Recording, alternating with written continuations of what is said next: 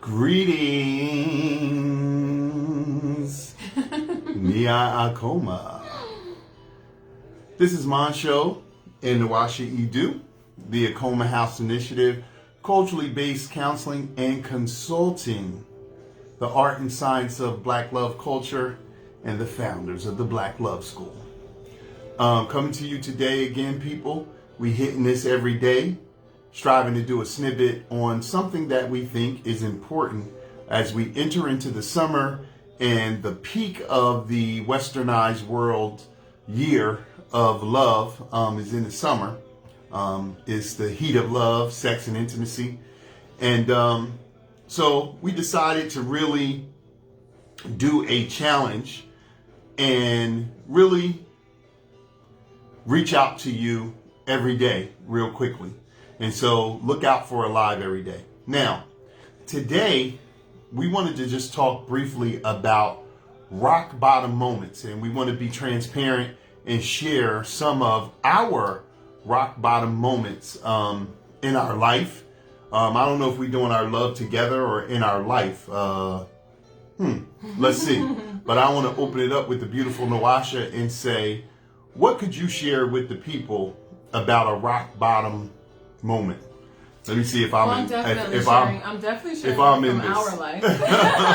Okay. So you're in this one. Okay, so I'm in this one. Yesterday we were talking about, the heru in your being the heru, the hero of your own story, right? And how that's really transformative to be able to reflect on that. And we talked about our favorite couple, one of our favorite couples, yeah. One of our favorite situations. Absolutely. And if you haven't seen that, go back and watch that one from yesterday. Yeah, yesterday. But it kind of spilled over into this conversation about our own personal triumphs, what you have to overcome personally in a relationship. Right. And we talked about the soul, S-O-U-L, so self, other, understanding, love. And I Absolutely. think one of my rock bottom moments, definitely a turning point, is when I lost my voice. So I think this is really interesting for me as I reflect, because I'm a person who actually likes to talk. I am a professor. I've always been in counseling or some type of service. Even when I was very young, like a teenager, I was in customer service and retail and all those kinds of jobs where you talk all day about products and you're friendly, right? There's a part of my personality that's introverted, but when it comes to relationships in my younger days, I was super easygoing. Like I had no problem talking, no problem confronting anything, no problem saying no, really, no problem.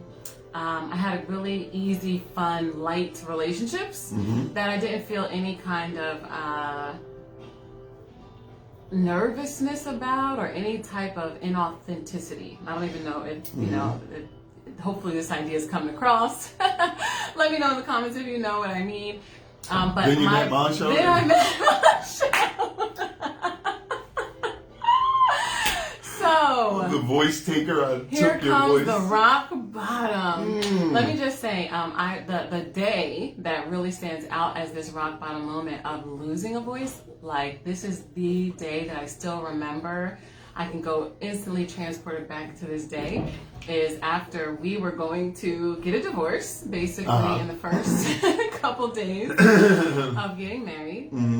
And which is a story in and of itself. Yeah, that's another rock bottom, but this is my personal rock bottom. Luckily, Montsho wanted to go to counseling, and luckily, he actually took initiative and set it all up. Because at the time I wasn't gonna, put any effort into going to counseling. So as I was sitting in counseling, which is a big jump, right, to this part of the story, because we had just gotten married. But I remember sitting in counseling and actually having a mediator in a way, and someone, organizing conversation and ask me a question and tell me to talk for a couple of minutes about my feelings, and I literally could not talk. So this is I'm one of those people who in the past, and this happens even now, that sometimes if I'm very upset, I could cry. Like I'm one of those people who I might not throw anything, I might not break anything or curse, but I can have enough anger or frustration that I would personally cry. I did not cry in this moment, but that feeling of like, I guess, a trapped emotion. I remember when he was like, okay, great, say what it is that you want to say. And I was like, and he was like, yeah, timer's going to start, you have 2 minutes. And I was like, and I could say maybe like about a sentence. And he was like, okay, well, you have 2 minutes that you're going to talk.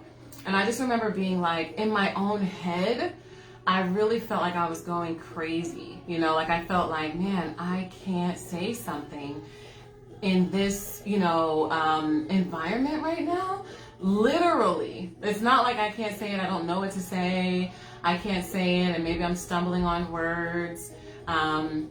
It's not even like someone's not listening because someone is sitting there.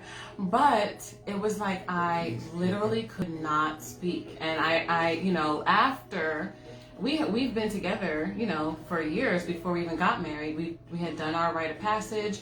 And I remember sitting there thinking, this is what people talked about. Even in my rite of passage, which was very much holistic and about the chakra system and, the understanding of voice and the throat. So this particular time, I'm sitting there going through something physical that was also emotional and also mental. And I was very present of the fact that I have something to say and I have an emotional block around speaking this particular thing. It's not just speaking in general because I speak for a living, but it's this emotional thing that has now given me a physical and mental block. And I remember I'm thinking to myself, this is a low personally that I want to get over, but I really see that I'm at a crossroads right now. And I think it's just an interesting thing. That's my personal rock bottom, is being asked a question and not being able to speak. And my homework assignment from counseling was to speak for 5 minutes. About your feelings. Yes. And I remember being sitting there thinking how long 5 minutes was in the moment, really, literally contemplating if I could do it, right? So, and I'm telling you, I'm not even lying. I literally can talk for 45 minutes straight, for 3 hours straight. I have done lectures in a college where I'm predominantly speaking and occasionally, asking for feedback, but lecture style presentations for a living, right? And I'm pretty friendly and pretty forthcoming, but I think this personal communication issue was just from a long time of suppressing feelings to the point that it became a reflex that I would not speak, even if it prompted, right? So that is my personal rock bottom moment that I was able to overcome with a sense of, a new level. So, coming from where I was, having no real challenges saying anything, and it's almost like, a little, I don't know, flippant. It's not that I didn't care, but it was youth and, inexperience that had me be I can say anything, to I'm over critiquing what I am saying, feeling and I also think, it came a little bit from my point of view, from our age difference, where I felt that, Montsho was much more sophisticated or had more experiences. So when I said certain things, I felt maybe I was not up to par with his experiences, or I couldn't always explain myself, So then I was I'm not going to say anything. That's 7 years of age difference. Right, because I was 21, 22. Yeah, with I was 29. So I was man, if I say something and it doesn't come off correct, even though I felt like I was very smart and very sophisticated, I would start to over critique my own self, to the point that after a couple of years and a couple of frustrations and then a couple of serious challenges, it was almost like I had cut a part of myself off. And I just remember feeling that is my personal rock bottom, that I don't ever want to have this feeling again. I don't ever want to have this experience again with anyone, including Montsho, but I don't ever, ever, ever want to not be able to say what I want, whether it goes well or not, or whatever that is that I was, anticipating. And I just remember we call it heart work now, but that activity of saying, I'm going to set a timer and talk for 5 minutes fluidly about my personal feelings and let alone frustrations. it was like the worst of the worst of the worst thing for me. And I can really tell. I mean, that was like, you know, what? What, the year? Yeah. It had to be 2000, 2001. Like 14 years ago. Yeah. Right? So. Oh, the really, counseling? Yeah, that was moment. 2006. Right. So 2006, yeah. It's been a very long time, but Yeah. just knowing that pretty much now I have more care with what I say, of course, to my husband and to anyone, because I really have been able to learn, you know, elements of communication.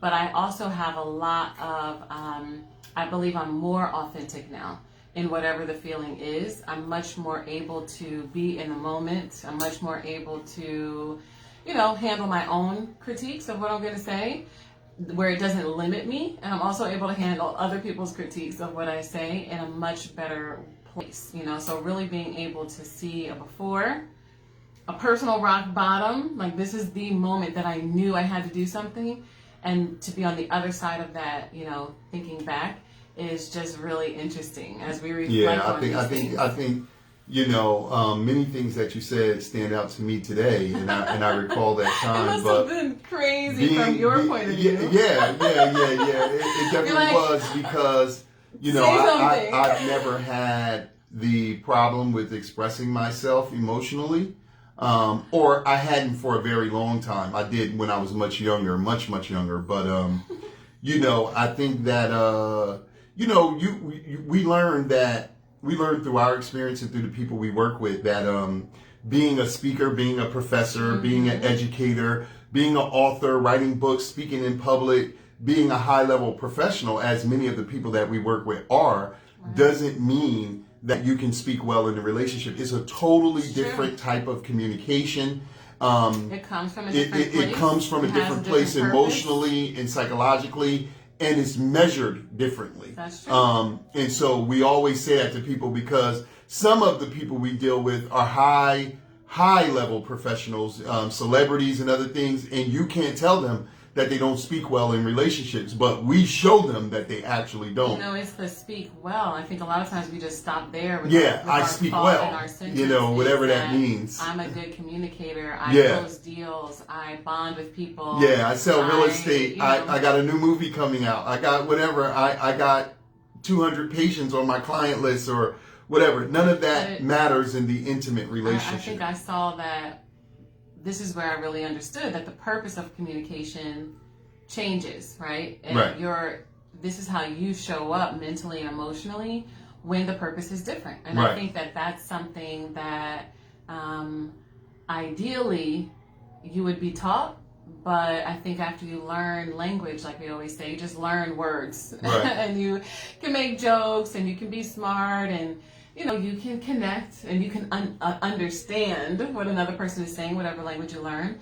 But really knowing this kind of spiritual aspect of language, and also not just one-way communication, but conversation, you know, a sharing and the actual understanding, like we say, the you of soul, that is different too, because it's almost like this kind of tennis match, right? Where if you hit something one way and somebody hits it the other way, it's like, what are you doing? Are you doing, you know, do you want to win the tennis match? So then it's like, okay, great. I don't get the chance to hit back. And how do you quantify winning? Right. How do you quantify and qualify what winning is? So often we don't understand that. Yeah. So I think, you know, we are. Are you sharing your story? Yeah. No. I want to get into my rock bottom. I'm gonna go quickly. My rock bottom was as a man being, you know, you are involved, but it's not necessarily not the way I am damn near the cause of your rock bottom situation, but you are definitely, you know, your presence in my life at that time was definitely a part of the rock bottom story. And it was simply this, in my relationship experience, not being true to myself and being in many pieces. Many men are in many pieces. And so one of the ways this manifests is that we have many women that represent the pieces of ourselves. So at the time that we came together, right before that time, I was very frustrated as a single parent, raising my young son, and it was me and him against the world. But and I wanted to have a family dynamic, knowing that I am raising a child, and I want him to come up in a 2-parent home, and he and me and his mother were not going to be together. So I was in a lot of different pieces. And so one of the ways that manifested, as I see for a lot of men, is that I had a lot of different women, right? So I had the friend who was super fine, and I just liked to be seen with her and go out. That stroked my ego in one way. I had the just, off the hook sexual partner. I had the intellectual one, the one who was very caring and nurturing toward my son. The kind of friend with benefits one. And I had these different women. At one point in time, I was openly dealing with 7 women in this kind of psycho polygamous polyamorous type of thing, before that was even really popular as a term. You're a trendsetter. Yeah. I've been a trendsetter in relationships, positively and negatively. But so I was doing that, and I was getting tired of it. It was exhausting, and I was feeling myself move further and further away from who I was and who I wanted to be. And then, at one point, it was just a big deal to be able to have multiple open relationships, because for a lot of men, they're scared to say that that's what they're looking for. Once I said it and I saw that so many people were open to it, it was just like, it's one of those things where you get what you ask for. Be careful of what you ask for, because when you get it, it can be devastating to you. And it was absolutely devastating to me. I was tired all the time from jumping through hoops and different things like that. And it wasn't even so much that the emotional requirement of the women was like high, but it was just like dealing with a lot of women is hard on an emotional level, right? If you're being authentic, like now, if you're a liar and not being your true self, it can be easy to show up as a false representative. But I'm a very sensitive person, emotionally connected. So to be dealing with 6 and 7 women at a time, it is very draining for one man, right? So in these modern times. So I really hit the rock bottom when I said 3 or 4 of them, I wasn't going to do a sexual relationship with them, but slipped into that. And before I knew it, I was openly having sex with like 5 of those 7 women at the same time. And right when I said I was done with it, I don't want to do it anymore. This is not who I want to be in my life. I started to one by one cut those relationships off and tell them, listen, this is not what I want. Boom, I meet Nwasha. This is what I want. Start moving in that direction. And then like I hyperspeed everybody. It's over. This is not what I'm doing. You could go ahead and do whatever you're doing, because these women were not hanging on a string for me by any means. Some of them were, but the majority of them were also in other relationships and stuff like that. So there's a lot of sloppiness going on here, a lot of overlapping. But what ended up happening was 2 of them at the same time came to me and said that they're pregnant about a month and a half apart. And as a result, I have my 2 middle sons who are 3.5 weeks apart. Ultimate rock bottom on so many levels, because there's many different things I could say, but of all of them, the greatest thing is now you have to raise 2 human beings that are coming up in disconnected families who are actually daddy twins, as we used to call them, while I moved into a new relationship. So when we talk about complex family dynamics, blended family dynamics, a lot of times is one of the major issues that we deal with in couples coming together. We really have walked through that and lived it. And I know Nwasha could write a whole nother book on it. Not having any children at the time, I immediately went from 1 child to 3 children, and 1 child's mother to 3. And then marrying my wife. That's getting what you asked for. Yeah, right? and so. When you want to be in polygamous relationships. Absolutely. You're rock bottom moment. Getting what you want. It's batum. Can I say? Tom. It's batum. So that was really, really deep. And, you know, we were able to make it through and are making it through with many sacrifices, with many scars, many watery pillow nights, many arguments and things that have been part of my rites of passage, because up until that point, I had not ever hit a rock bottom in a relationship. And it was in the most non-committal relationships that I actually did that, which was very hurtful for me and has had a ripple effect that has, you know, hurt all of the children involved, the 7 children that I have, and, you know, just many other things that I could speak about. However, we were able to make it through and still have a high level quality of life. So it is a rock bottom story, but I want anybody who may identify with any part of what we're saying tonight to walk away with the understanding that using the skills of the art and science of Black love culture, you can move from rock bottom to a hero's journey, which is what we talked about yesterday. I think, you know, that there's always the potential for that, because we don't have a traditional rite of passage. So the things that we think are the rock bottom are actually a way for us to get an initiation, you know. So it's really interesting, you know, what we all have to go through. We want to know, of course.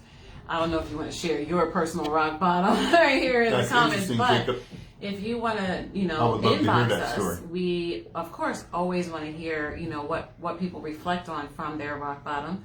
A lot of times with a little bit of insight or reflection, you know, self-awareness, you can really see how there's a gift. We always say there's a gift in the challenge if you have, Absolutely. If you look for the self-awareness, right? So just sitting in it and reflecting, you're naturally going to be able to make some purpose out of it. But this is just something that we've learned to do for ourselves, and also, you know, have learned to help others do, is really look at, again, that emotional, spiritual understanding of a rock bottom. Because it is through that challenge, when you're at the low of the low and you're making the choice that you have to do something else and it's only up from here, that's actually when you're cultivating something new in your character that you needed all along. And right. I think we only can see that sometimes when we do reflect back, because in the moment it's a rock bottom. They don't call it a rock bottom for nothing. Listen, man, I try to think of another term for it. It's so devastatingly rock bottom. I was just like, you know, the divine order in it is that we started. And it was even in the middle of that hell, it was easy for me to separate what I was doing and what I didn't want to be from who I wanted to be and what I wanted to, the behaviors that I wanted to embody. And sometimes it's really important that you have those two things in front of your face, because sometimes we can justify or delude ourselves by being in what we don't want to be, when what we want and who we want to be is not in our face. So, you know, having that happen for me at the same time, the greatest relationship of my life and the most craziest, messiest, irresponsible type of situation happening at the same time, you know, really a head-splitting experience. But I give thanks for that level of initiatory experience, because